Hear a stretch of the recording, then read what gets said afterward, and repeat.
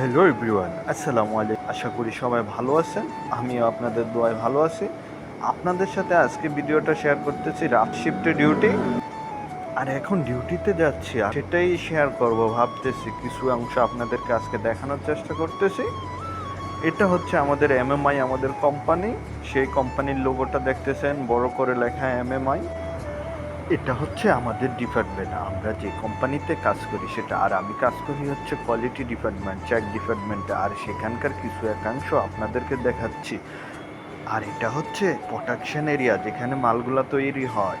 আর এখন আমি যাব বিরতিতে, কারণ এখন রাত 12টা বাজে, খেতে হবে। আর ক্যান্টিনের উদ্দেশ্যে রওনা দিলাম। আর এটা হচ্ছে আমাদের ক্যান্টিন, যেখানে খাওয়া দাওয়া হয়।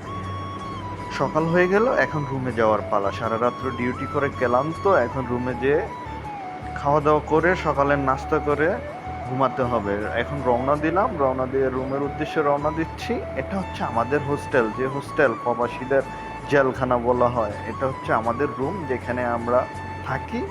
আর সকালবেলা রুটি না খেলে হয়, আর সেটাই বানাইতেছি। আর সেটা আপনাদেরকেও দেখানোর চেষ্টা করতেছি। রুটি বানাচ্ছিলাম সকালবেলা, ডিউটি থেকে এসে রুটি বানিয়ে খাওয়া দাওয়া করে তারপর ঘুম।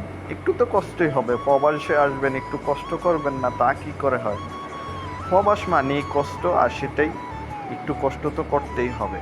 আর সকালকার নাস্তা হয়ে গেলে খাওয়া দাওয়া করে ঘুম। আবার দুপুরে উঠতে হবে, দুপুরে উঠে আবারও পাকশাক করে আবারও পরের দিনকার জন্য ডিউটি করতে যেতে হবে। আল্লাহ হাফেজ, সবাই ভালো থাকবেন।